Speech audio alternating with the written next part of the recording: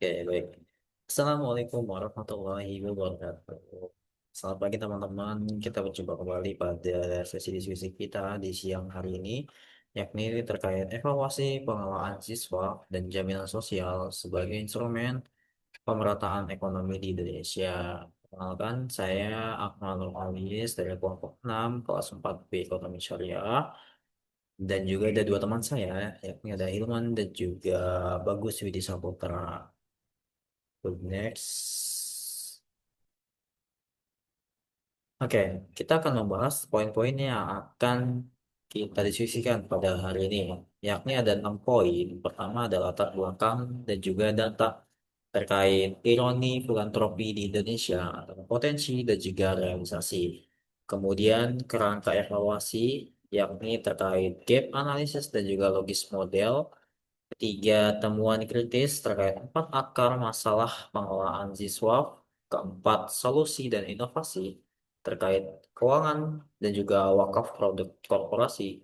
Kelima, ada studi kasus terkait Rumah Sakit Mata Ahmad Wardi. Dan juga terakhir adalah kesimpulan dan rekomendasi kebijakan. Kami memberikan 3 rekomendasi kebijakan untuk pengelolaan atau pengembangan instrumen ZSWAF untuk pemerataan ekonomi di Indonesia. Kemudian kita melihat dari latar belakangnya terlebih dahulu. Ada sebuah ironi di Indonesia. Indonesia merupakan negara paling dermawan di dunia. Tapi filantropi Indonesia belum mampu mengubah struktur kemiskinan. Berarti ada masalah nih di sini. Kita lihat bahwasannya Indonesia merupakan negara dengan penduduk muslim terbesar di dunia.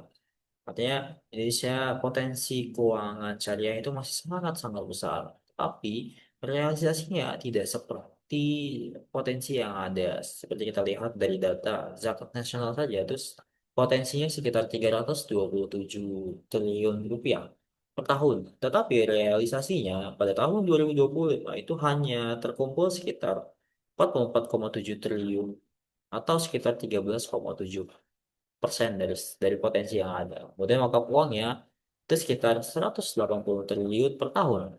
Tetapi secara realisasi itu hanya kecil sekali, sekitar 3,5 tahun. 3,5 triliun per tahun. Atau sekitar 1,9% dari potensi yang ada.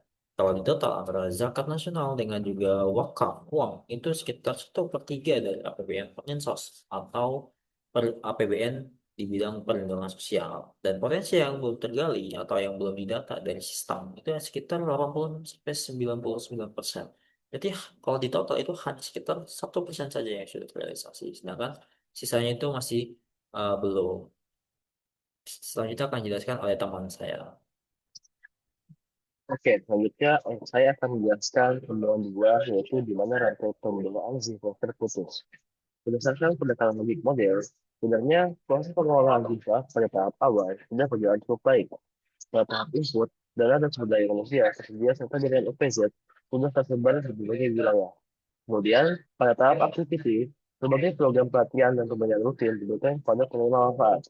Hasilnya juga terlihat pada tahap output, di mana bantuan sudah berhasil disalurkan ke bentuk modal usaha, entrepreneur, singgahit, lembag usaha, dan berbagai bentuk bantuan produktif lainnya. Namun, persoalan mulai muncul ketika masuk tahap outcall. Banyak program preventif hanya pada penyaluran bantuan tanpa adanya pendampingan berkelanjutan, masalah pengembangan usaha maupun aktif pasar. Jelasnya, kenaikan pendapatan menerima manfaat tidak berlangsung secara konsisten. Dampak akhirnya terlihat pada tahap impact, yaitu tujuan besar pemberdayaan untuk mengubah mustahik menjadi muzaki. Sesuai tercapai secara pertemanan. Artinya, dana memang tersalurkan, tapi belum cukup efektif menciptakan perubahan struktur ekonomi masyarakat. Bantuan masih cenderung berhenti pada aktivitas jangka pendek dan belum menjadi alasan solusi ekonomi berkelanjutan. Setelahnya, melihat persoalan di tingkat pemberdayaan, kami menemukan persoalan berikutnya pada tingkat lanjut, yakni praktek antara Sifat dan BPJS. Saat ini terdapat dua hukum besar sesungguhnya memiliki tujuan yang sama, yakni satu sisi terdapat BPJS Kesehatan sebagai instrumen penjamin sosial. Nasional yang bertugas memastikan masyarakat memperoleh akses layanan kesehatan. Namun, BPJS sendiri menghadapi tantangan yang tentang pembiayaan, khususnya dari kelompok masyarakat berpenghasilan rendah dan peserta yang mengalami kebutuhan iuran. Di sisi lain, terdapat pihak melalui Baska dan LAS yang mengelola dana sosial dalam jumlah besar, serta memiliki program kesehatan sendiri, seperti bantuan pengobatan, ambulan, dan layanan kesehatan sosial. Masalahnya, seluruh sistem itu berfungsi secara terpisah, meskipun secara akhirnya sama, yaitu melindungi kelompok masyarakat miskin. Akibatnya, muncul duplikasi program efisiensi distribusi dana dan pembahasan sumber daya nasional. Ketika BPJS mengalami tekanan pembiayaan, dana sosial Islam justru belum sepenuhnya diarahkan untuk membuka sistem pendidikan sosial nasional. Dari kondisi tersebut, kami menawarkan solusi yang pertama yaitu mekanisme keuangan silang melalui integrasi dan BPJS Kesehatan. Konsep dasarnya ialah membuka dana sosial Islam dengan peserta sistem jaminan sosial agar manfaatnya menjadi lebih luas dan terukur. Tahap pertama adalah penyatuan bisnis data, yaitu mengintegrasikan data mustahik bankers, data karantina resource, dan data peserta BPJS Kesehatan. Tahap kedua ialah identifikasi sasaran, yaitu masyarakat miskin yang belum memperoleh bantuan iuran atau mengalami kegagalan pembayaran.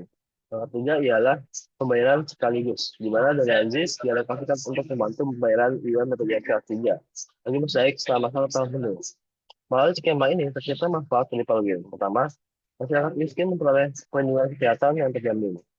Kedua, BPJS memperoleh dukungan pembiayaan dari instrumen sosial syariah yang berkelanjutan. Ketiga, negara dapat mengurangi tekanan anggaran tanpa harus menambah beban utang untuk pembiayaan di bidang kesehatan. Dengan demikian, DIPAS tidak lagi berhenti jadi bantuan sesaat, tetapi berkembang menjadi instrumen pemanfaatan ekonomi dan kerja sosial yang terintegrasi.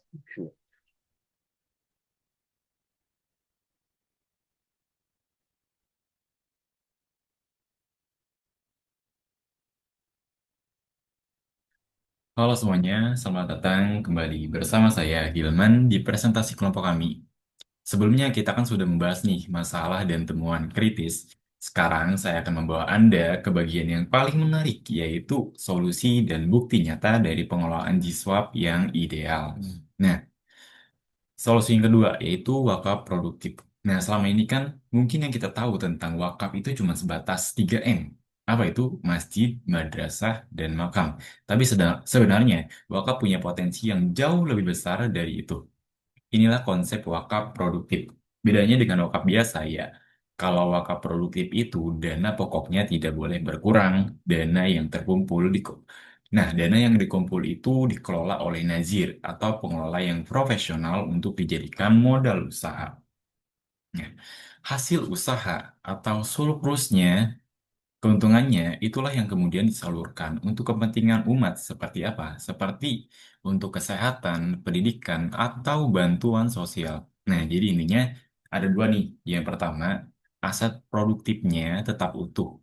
Aset pokok tetap utuh, jadi manfaatnya bisa dirasakan selamanya.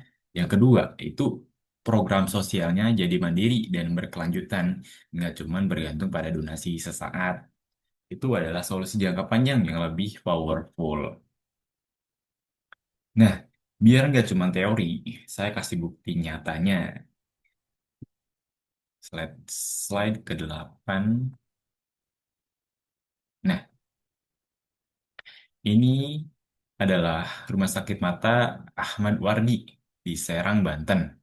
Ini adalah rumah sakit mata pertama di Asia yang berbasis wakaf. Nah, bayangkan di teman-teman, rumah sakit ini didirikan di atas tanah wakaf seluas 3.000 meter persegi dan modal operasionalnya sepenuhnya dari dana wakaf masyarakat tanpa pakai APBN atau pinjaman bank. Begini caranya. Yang pertama, dana wakaf itu dikumpulkan dan dijadikan modal. Nah, yang kedua itu rumah sakit dikelola secara profesional. Yang ketiga, untuk pasien umum dan BPJS mereka membayar layanan seperti biasa. Nah, keuntungan atau surplus dari operasional ini dialokasikan untuk pembiayaan operasional gratis bagi pasien duafa atau kurang mampu. Nah, hasilnya setiap bulan puluhan pasien duafa bisa operasi katarak secara gratis. Ini membuktikan bahwa layanan kesehatan masyarakat miskin bisa mandiri dan berkelanjutan tanpa modal tanpa harus bergantung pada anggaran negara. Nah, model seperti inilah yang harus kita replikasi, replikasi di seluruh Indonesia. Nah, selanjutnya itu kita masuk ke simpulan. Baik, mari kita tarik benang merahnya nih dari semua paparan tadi. Nah, ada tiga simpulan utama dari presentasi kita. Yang pertama itu zakat saat ini tuh belum efektif jadi alat pemerataan ekonomi. Kenapa? Karena masih ada kesenjangan besar antara potensi dan realisasi. Dan penyalurannya cenderung konsumtif, bukan produktif. Akibatnya, gini rasio kita masih stuck di angka 0,379 sampai 0,388. Nah, lanjut yang kedua, kita menentukan adanya fragmentasi atau ketidaksinkronan antara pengelolaan JISWAP dan BPJS Kesehatan. Ini menciptakan pemborosan, tapi kabar baiknya, Fatwa MUI nomor 102 tahun 2025 sudah membuka jalan nih untuk integrasi sehingga dana JIS bisa membantu menutup defisit BPJS. Lanjut yang ketiga, dari semua solusi, wakaf produktif berbasis korporasi adalah paling menjanjikan. Yang paling menjanjikan, ini di mana rumah sakit mata Ahmad Wardi adalah bukti. Ini bukti nyata bahwa model ini berhasil, berdampak dan berkelanjutan. Lanjut, rekomendasi dan kebijakan dari kelompok kami berdasarkan kesimpulan tadi ini, kami memberikan tiga rekomendasi kebijakan. Yang pertama, Keuangan Silang, Basnas, dan BPJS. Kami merekomendasikan agar data mustahik Basnas diintegrasikan dengan DKTK, DKT, DTKS, maaf, Kemensos dan BPJS. Dan najis kemudian dialokasikan untuk membayarkan iuran BPJS kelas 3 bagi mustahik. Ini membantu, ini akan membantu nih menutup defisit BPJS dan melindungi masyarakat miskin. Nah, yang kedua itu kampanye wakaf produktif dan transparansi digital. Badan Wakaf Nasional, Badan Wakaf Indonesia (BWI) perlu mengubah narasi wakaf dari yang hanya 3M menjadi wakaf produktif dan sukuk. Selain itu, perlu ada dashboard digital real time agar masyarakat bisa memantau nih langsung penyaluran dan pengelolaan dana wakaf.